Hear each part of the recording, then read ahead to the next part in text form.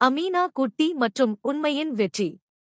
ஒரு சிறிய கிராமத்தில் அமீனா என்னும் ஒரு நல்ல குட்டி பெண் இருந்தாள். அவள் ஒவ்வொரு நாளும் தனது பள்ளிக்குச் சென்று பள்ளியில் படிப்பதோடு அல்லாமல் நல்ல பழக்கங்களையும் கடைபிடித்தாள்.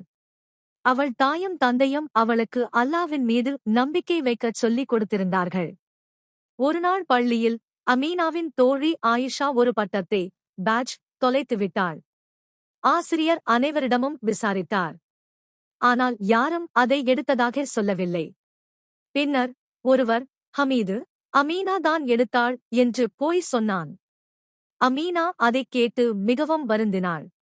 ஆனால் அவள் போய் சொல்லவில்லை. அவள் அமைதியாக அல்லாவிடம் உதவி கேட்டு துஆ செய்தாள். யா அல்லாஹ், உண்மை வெல்லட்டும்.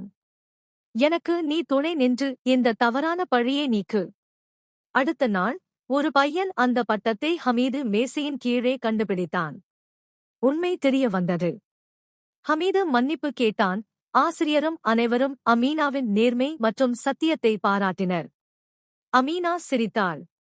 அவளுக்கு தெரியும், அல்லாஹ் எப்போதும் உண்மையானவர்களின் பக்கம் இருப்பான்.